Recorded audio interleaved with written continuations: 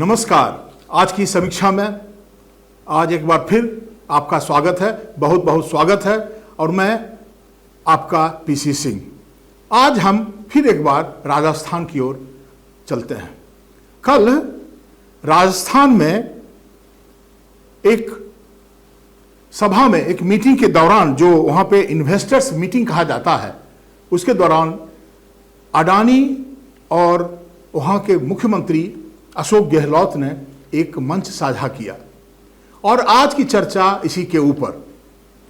अपने उस मीटिंग में बोलते हुए देश के जो सबसे धनी व्यक्ति हैं गौतम अडानी, उन्होंने राजस्थान के मुख्यमंत्री अशोक गहलोत की भूरी भूरी प्रशंसा करी है।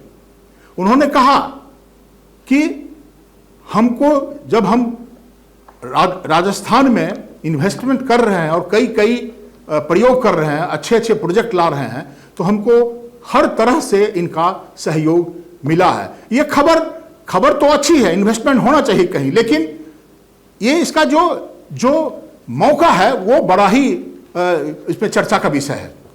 कल ही राहुल गांधी अपनी एक सभा में बोलते हुए कर्नाटक में उन्होंने कहा था, और ये बार बार अडानी और अंबानी के ऊपर हम दो, हमारे दो, बार बार अटैक कर रहे हैं। तो ये जो खबर है वो ये है कि क्या चाह रहे हैं अशोक गहलोत का क्या।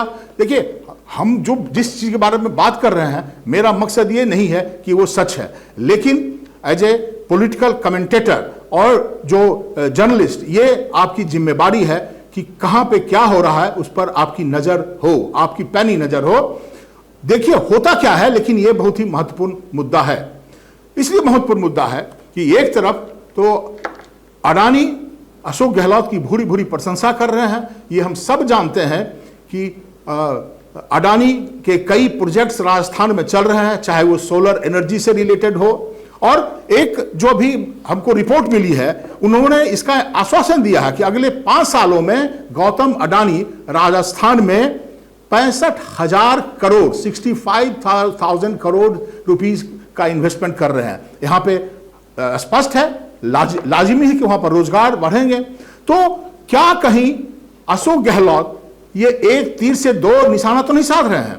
क्या वो इस तरह के मंच पर उनके साथ साझा करके, और उन्होंने भी काफी उनके बारे में, अडानी के बारे में आदर सूचता का, जब वो बोल रहे थे तो वो बार बार गौतम भाई की चर्चा करते। उन्होंने कहा कि गुजरात तो देश की आजादी के पहले से भी बड़ा अग्रणी देश रहा है, प्रदेश रहा है विकास के मुद्दे पर। तो इन सारी चीजों को देखते हुए, और जब दूसरी तरफ जहां पर राहुल गांधी बार बार अडानी और अंबानी पर जब तीखा टिप्पणी कर रहे थे, तो आज फिर से उनके दोनों समर्थक जो है कई तरह से अटैक हो रहा कांग्रेस के ऊपर। और कांग्रेस के जो प्रवक्ता हैं वो क्लैरिफिकेशन भी दे रहे हैं। उन्हीं में से एक ने कहा कि हम लोग अडानी अंबानी के विरोधी नहीं है, लेकिन मोनोपोली का विरोध हम करते हैं। तो जहां तक मोनोपोली का सवाल आता है, तो हमारा एक बार हम उसकी चर्चा आपको हम पीछे लेकर चलते हैं। और हम देश में कुछ दिनों पहले जब रघुराम राजन ने इस बात पर काफी चर्चा किया था, क्रोनी कैपिटलिज्म के ऊपर में, क्रोनी कैपिटलिज्म और डेवलपमेंट, और उन्होंने कहा था कि इंडिया में ये जो क्रोनी कैपिटलिज्म का जो डेवलपमेंट हो रहा है, और खास करके इस तरह के जो उद्योगपतियों का, ये बहुत ही खतरनाक है, इससे गरीब लोग मारे जाएंगे।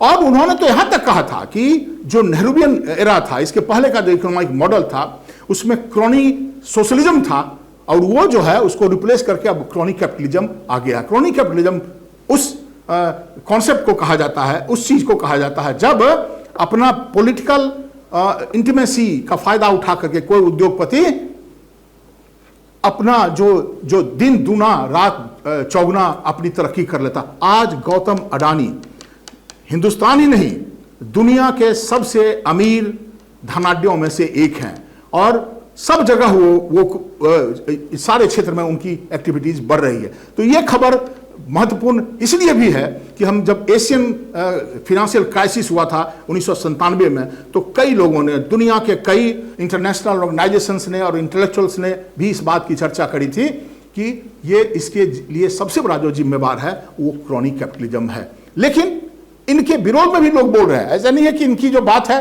देखिए आज का जो मामला है उस पर आप जो डिबेट का मामला है वो कोई एक तरह का मत निकल नहीं सकता है। इसलिए मैं अपने तरफ से आपके ऊपर कोई थोपना नहीं चाहता हूं, आप इसके ऊपर फैसला करेंगे। क्योंकि लोग ऐसे भी कह रहे थे कि आप देखिए, अगर क्रॉनी कैपिटलिज्म का इन्वेस्टमेंट का मामला है तो हम और चाइना एक साथ शुरू किए थे, चाइना कहां है और हम कहां हैं। तो इस बड़े ही महत्वपूर्ण मुद्दे पर मैं आपके सामने ये प्रश्न छोड़ के जा रहा हूं, आप इस पर विचार कीजिएगा और सोचिएगा कि आपका फैसला क्या है। तो अगली बार जब हम मिलेंगे तो हम किसी और मुद्दे के साथ मिलेंगे। तब तक के लिए हम आपसे विदा लेते हैं। धन्यवाद।